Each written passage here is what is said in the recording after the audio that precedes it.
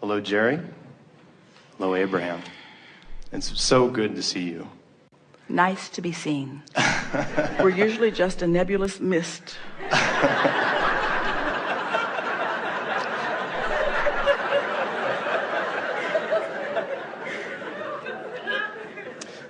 Well, what you just said was worth my price of admission today already. And it almost makes me a little, I don't know, intimidated to ask this question because maybe you've already answered it and I'm just not smart enough to pick up on it. I'm able to often match my vibration to that which will become. But it seems... But wait, you see, right there, that's where you're off. You're matching your vibration to that which is, and that's the part that's tripping you up. The manifestation is yet to become, but the vibration already is, and if you could accept that it is, then you'd have something to match to. You see, that's what's tripping so many of you up. It's like holding myself into a vibrational frequency in order to make something happen later. And we don't want you to think about what's happening later. We want you to think in terms of what's happening now. And what's happening now is a visceral, emotional, aligning thing. Okay. Let's approach it in this way. Do you like the idea of being in love? Yes. Do you like being in love? Well, how do you define being in love? Is being in love someone fixing you a good breakfast? Hopefully not. What's being in love? What is being in love? Is being in love somebody buying you a nice house? Is being in love sharing an orderly space? What is in love? Think about it. In love is that feeling, isn't it? In love is that feeling that for many is fleeting because you didn't know how you got it and you don't know how to keep it. In other words, most people don't stay in love because they think that feeling of in love is about them and the other person, and it never was about them and the other person. Oh, the other person maybe behaved in a way that caused them to align with who they really are temporarily, but the feeling of being in love is alignment, you see.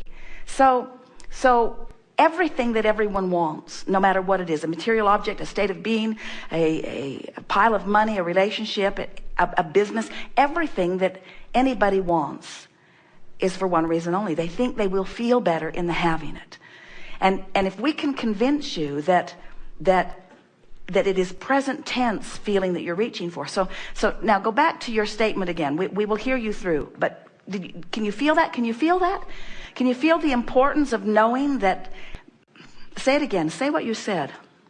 I'm able to often match my vibration to that which will become. That which will become. That's the tripping point, isn't it? I'm matching my vibration to that which will become. And worse, you're doing it to make it become. Because it's the becoming that matters. And we say, no, it isn't. It isn't the becoming that matters. It's the alignment. It's the being in love that matters. Don't those who are in love tell you that? We don't need furniture. We're in love, and don't you see it? They're in love. It doesn't matter. They don't care where they are. They don't matter who's watching them. Jerry and Esther were on the 11th floor watching a couple making out in a glass elevator. It was so great to see.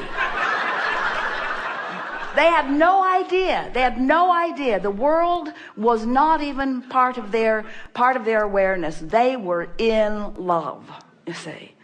And so continue, and we'll just keep getting after you. Okay.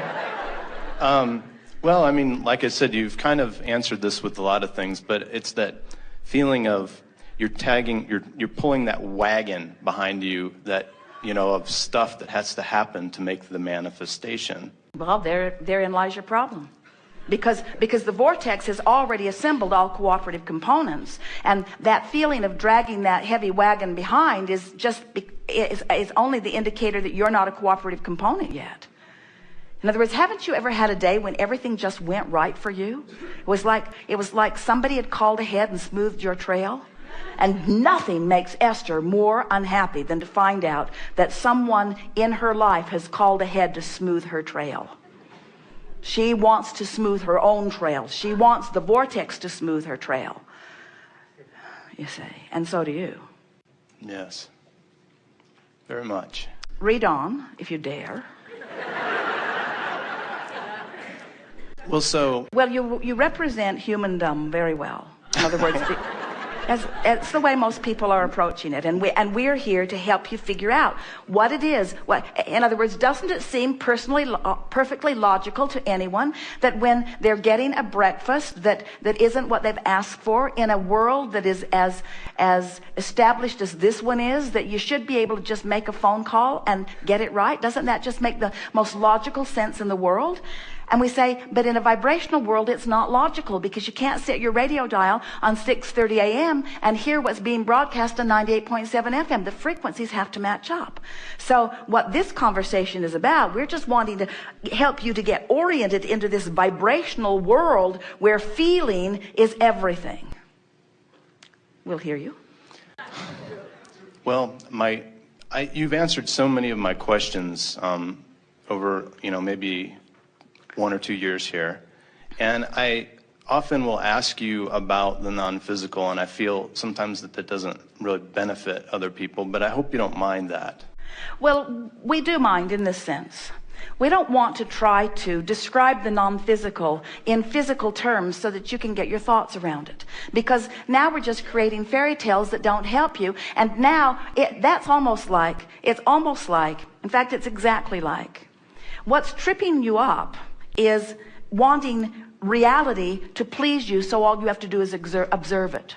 That's what's happening. That's why there are wars. That's why you're taking over countries. That's why you're not tolerant of other religions. It's why you want to corral your citizens. It's why you have more people in jail than anybody on the planet. It's in other words, it's this belief that we have to control the environment because we have to observe the environment, and as we observe the environment, that's how we feel. That equals our life. So we wrestle it to the ground and kill it. We've got to control our environment so that we have a chance of feeling good. And we say that's so off. It's so off. You don't have to control. You cannot control all those uncontrollable things. And so in some ways, what people do when they ask questions like this is they want us to paint a picture of the non-physical, that then they can sort of observe the picture that we're painting, which brings them into the vortex. And we want to say to you, you got to hear us.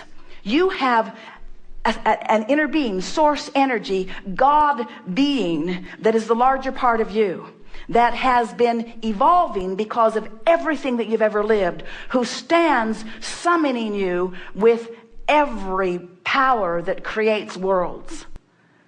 That's got to be enough for you guys. That's got to be enough. That's got to be enough. There's this signal that is throbbing, it is pounding, it is incessant, it is there for you in every moment to feel your way to. Please do the work. Do the work. Feel your way to it. Feel hatred and recoil at it and say, this is not who I am. Feel your anger and say, this is not who I am. Who I am is one who loves, and I'm going to find more loving thoughts. Feel your unworthiness and recoil at it and say, this is not who I am. And then do the work to find the better feeling thoughts. You see what we're getting at? Yes. You really don't need someone else painting yet another picture of non-physical that then people will take in very literal sense and use it to club future generations over the head with. You really do not need that. What you want to do is acquaint yourself with your living, breathing God self, guidance system, who lets you know in every moment whether the thought you're thinking about you or someone else is on the mark or off the mark. And if you're loving them, it's on. If you're doing anything less, it's off. If you are appreciating yourself, you're on the mark. If you are optimistic, you're on the mark. If you are expecting the world to be brighter, you're on the mark. If you're looking for positive aspects, you're on the mark. If you are looking forward to what's coming, you're on the mark. Your emotion is now. It's everything. It's life, you see. It's real time. That's the thing that we want to inspire you to. We want you to feel the real timeness of it. We want you to stand in your body and look out into your world and feel the real timeness of it, because you've trained yourself little by little from inside the vortex to the frequency of who you really are, so that when you look into a person's eyes or into an animal's eyes or into your environment, you're allowing Source to look through you, and you're receiving the benefit of what Source sees and how Source feels, you see. That was really good. That was good. Something else?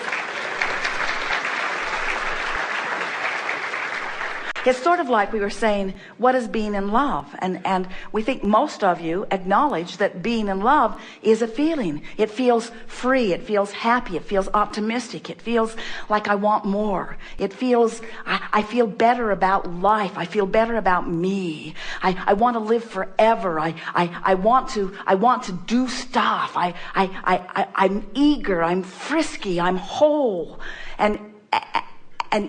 And there isn't anyone who doesn't recognize that high-flying good feeling of alignment that is represented by that. So in the same way that it's not even possible to describe what being in love is other than by using emotional words, it's not possible to describe non-physical other than by using emotional words.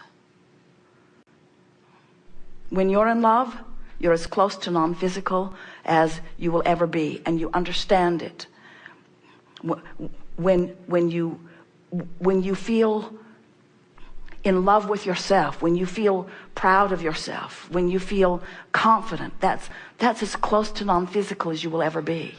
Non-physical is a feeling experience. It's not a manifested experience. It's a feeling experience. I feel that from you, and I just wanted to ask one question. We, as humans, our emotions guide us. What guides Abraham? Same thing, emotions. In other words, we've been reaching for that alignment. It's the same everywhere. We're just really good at it. I see. We're so good at it, there's never any deviation, you see. I see. Good time for a segment of refreshment.